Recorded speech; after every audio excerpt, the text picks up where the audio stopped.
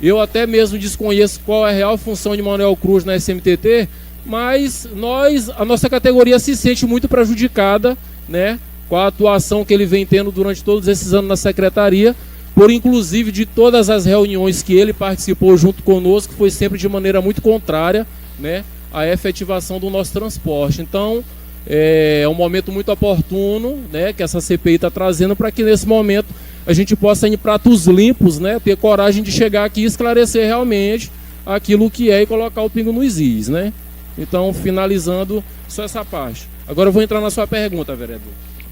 Eu queria só que o senhor novamente reformulasse a sua pergunta, só para me ter uma base de raciocínio melhor. Se o senhor fizesse referência sobre a importância dessa CPI, como a categoria que o senhor representa, vocês têm visto as reuniões, as sessões que têm acontecido, para a gente poder, então, adentrar especificamente nas questões. Vereador Jonathan, e demais vereadores, assim como todos que estão aqui participando dessa CPI, nos acompanhando na plataforma digital. Até então, né, assim como agora há pouco o senhor usou ali a sua fala e se indignou com o depoente que me antecedeu em, de repente, não levar a sério aquilo que está acontecendo aqui, eu particularmente, né, assim bem como a minha categoria, aqui estou falando em nome dela, né, transporte alternativo especificamente da região Itaquibacanga, a gente espera que essa CPI traga um resultado positivo, né, não só no transporte regular de massa, né, mas que também seja uma CPI que possa trazer a inclusão das demais categorias, né, que existem nesse setor. Não são categorias que existem há pouco tempo, são categorias que todos nós sabemos que já tem um vasto histórico aí, né, na região do Itaquibacanga, assim bem como Cidade Operária, né, e demais regiões que existem já esse serviço. E então nós esperamos que de maneira efetiva, né, que essas categorias sejam atendidas. É o que a gente espera. Em relação, na sua primeira fala, no seu primeiro pronunciamento, o senhor fez referência a uma postura contrária do senhor Manuel Cruz, que prejudica a categoria do transporte alternativo. O senhor poderia detalhar melhor, puxar um pouco pela memória, como é que tem sido essas posturas, que tipo de atuação contrária é essa que, na sua opinião, prejudica o transporte alternativo da nossa cidade? Tranquilo.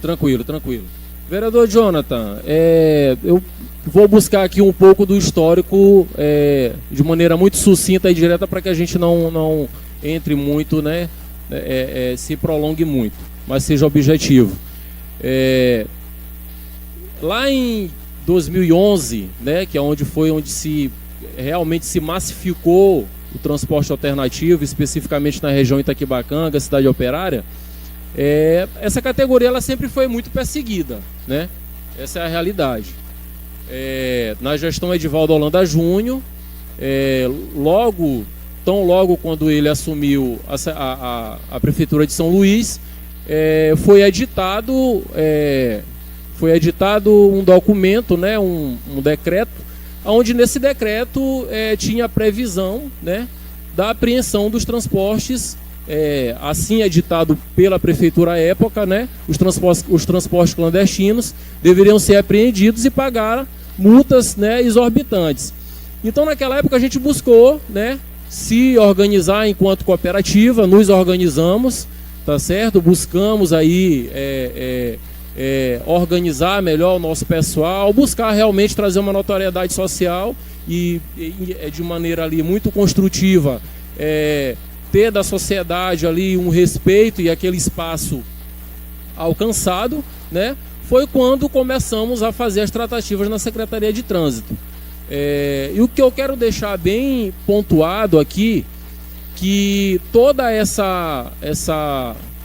esse contato que nós tivemos, né, lá atrás, inicial com a Secretaria de Trânsito, nunca foi um contato cordial, né?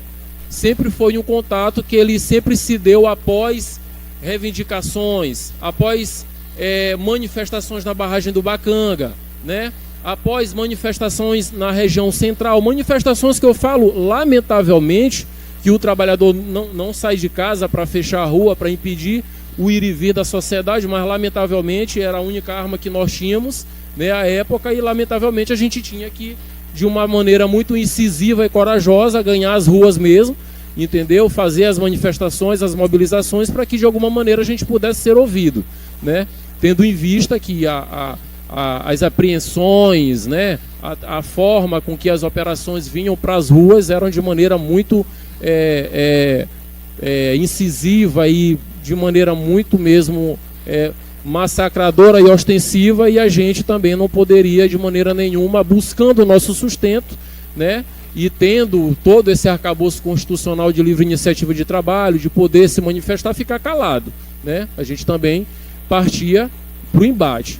E sempre que, por diversas vezes isso aconteceu, que a gente teve que ter reuniões na Secretaria de Trânsito e Transporte, que da grande maioria das vezes tinha a figura, né, de Manuel Cruz nessas reuniões, era sempre de maneira muito contrária, né, à implantação ou à efetivação, ou para que se buscasse a regulamentação de um transporte que não fosse somente o regular, mas que pudesse realmente buscar dentro do arcabouço do transporte, dessa construção, né, vamos dizer assim, que outros transportes pudessem operar. Então ele sempre agia de maneira muito contrária, né, que o sistema não comportava isso, e aí ele entrava na linguagem técnica, ele conhece muito bem essa parte técnica, né, e terminava entrando nessa seara, mas